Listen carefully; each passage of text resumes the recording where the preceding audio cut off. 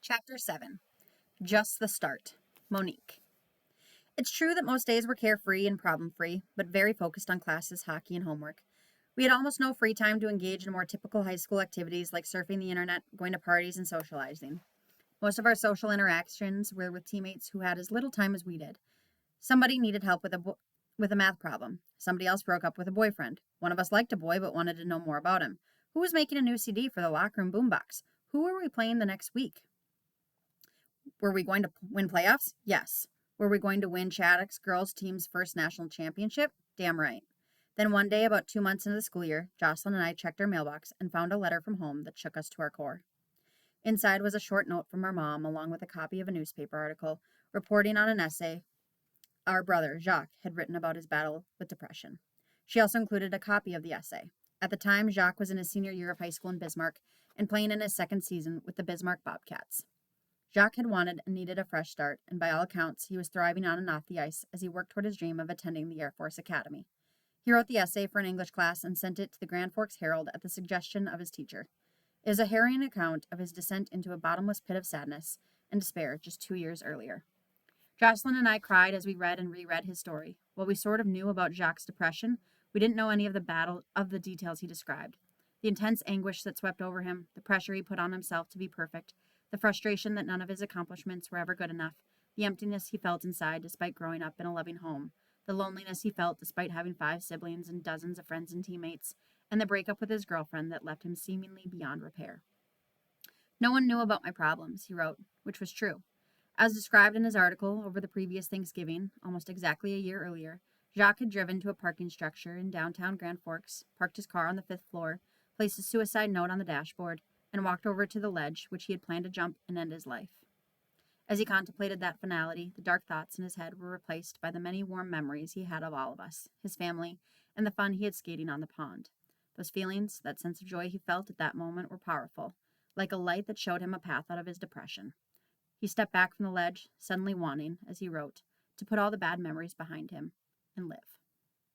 Mental health issues are typically difficult to discuss, especially among teenagers, and when you factor in that athletes are trained to conceal their pain, you can begin to understand how Jacques got to a crisis point without anyone knowing.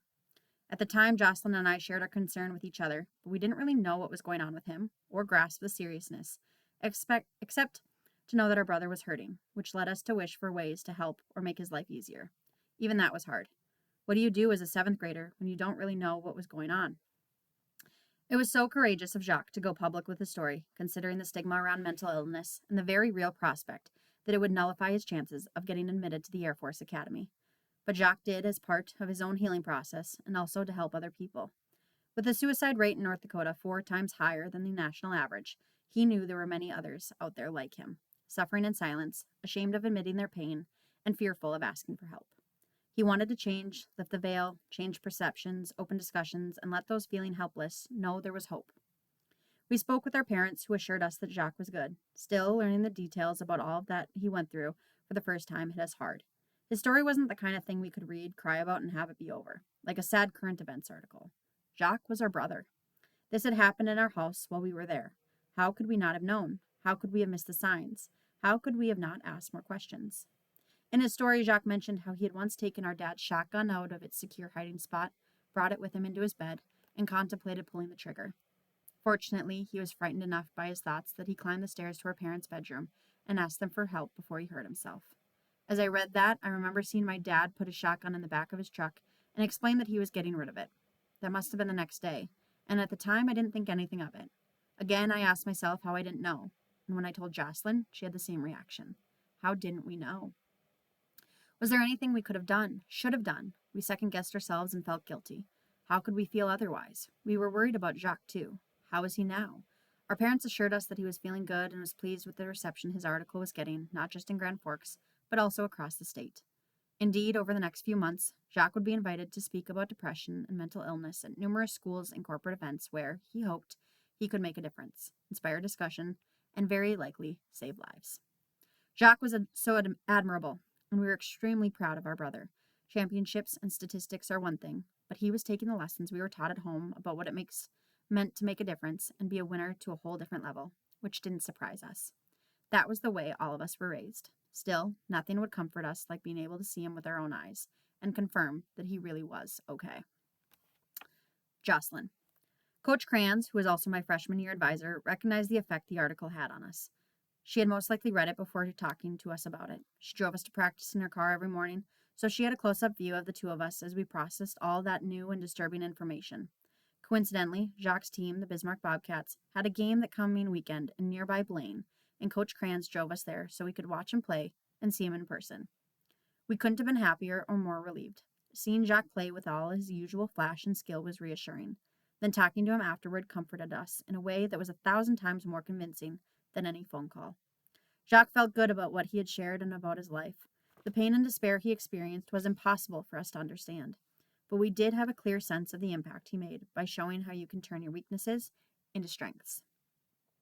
That visit was enough to hold us over until Shattuck's fall family weekend. It arrived a few weeks later, and with it came a welcome visit from our parents. Seeing our mom and dad was just what we needed. As a surprise, they brought our grandma Edith too. We had plans to show them around the school and introduce them to our friends and teammates. We also had a game against Culver Academy, one of our big rivals from Indiana. But soon after they arrived, I started to feel sick. By dinner time, I had a bad stomach flu, and all of our carefully arranged plans were put on hold. Mom and Dad picked me up at the dorm and took me to their hotel. I couldn't keep anything down, including water. At 10 p.m., they took me to the emergency room at the local hospital. I was hooked up to an IV for fluids to deal with dehydration, which helped. I finished the night back in my parents' hotel room, slept late, and met Monique at the rink the next morning before a game. "You don't need to broadcast that you were sick," my dad said. "If you decide to play, no excuses if things don't go well." I was reminded of when I played in a girls' tournament in 7th grade with a broken thumb and a cast from my hand to my elbow, which made it hard to hold my stick. But Dad had said, "If you're going to get on the ice, don't bring any excuses." None was needed. I scored in my first shift, and our team won handily, a perfect cap to the family weekend. Dad enjoyed Coach Stafford, and this time both he and Mom were smiling when they said goodbye and drove away. I don't know how they kept up with everyone. Philip was a freshman at UND, Jacques was in Bismarck, Pierre-Paul was playing with the Red Deer Rebels in Alberta, Mario was in Nebraska, and we were here in Minnesota. They needed 4 different sports sections to stay updated with all of our games. Their kitchen was like the ESPN newsroom. In addition to dispensing advice and pep talks to all of us, they provided updates to all the grandparents. At Christmas time, Shattuck hosted a fancy holiday dinner and dance. Monique and I had never had an occasion to dress up or do our hair and makeup. This was a first. A couple of the older girls, Jenny Porter and Daniel Hirsch, helped us get ready and showed us how to put on makeup. Our mom was someone who never went out of the house without looking perfect, and when we told her that we dressed up for the formal and sent her photos, she was thrilled. Monique. We got to the end of our first season, losing only a handful of games. Jocelyn and I were the difference makers Coach Stafford had hoped for, tallying over 100 points each for the season. Coach Stafford remarked to a local journalist that we were a pretty good 1-2 combination. His understatement fit our sensibility. Individual statistics were nice, but they weren't as important as a national championship, and that's what our goal was for Shattuck. Shattuck had never gone further than the quarterfinals, and Jocelyn and I had never been to a national tournament before, but we made it to the championship game, further than any Shattuck girls team had been before, and we felt pretty confident this team could make history and bring back the first girls' national championship for the school. This championship was the biggest game we had ever played in up to that point. On the way to the rink, Jocelyn and I listened to Tracy Chapman's Fast Car. We shared a blue iPod mini that we got for Christmas and used an earphone splitter so both of us could use our own headphones. I thought about how our dad had once told us that the best players have their biggest games in the big games. We didn't have to wait long to see if he was right. Early in the game, Jocelyn and I rushed down the left side. She made a drop pass to me and ran interference on the defender, giving me time to set up and step into a slap shot that flew under Jocelyn and straight into the net. I don't think the goalie ever saw it. I jumped up in the air and did the ugliest 360 celebration ever.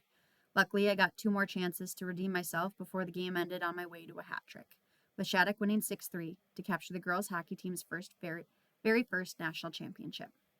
Our team celebration was exhilarating, and Jocelyn and I got to share it with our grandparents, who made the trip from Alberta. We were thrilled about coming through for our teammates, especially our graduating seniors, and most importantly for Coach Stafford, who had fought to bring us to Shattuck. With this first national championship, Shattuck girls hockey program had skated out of the tall shadows of the boys program and into the spotlight. The standard of excellence didn't just apply to the boys program anymore. "This is hopefully just the start," Coach Stafford told the local paper. We felt the same way.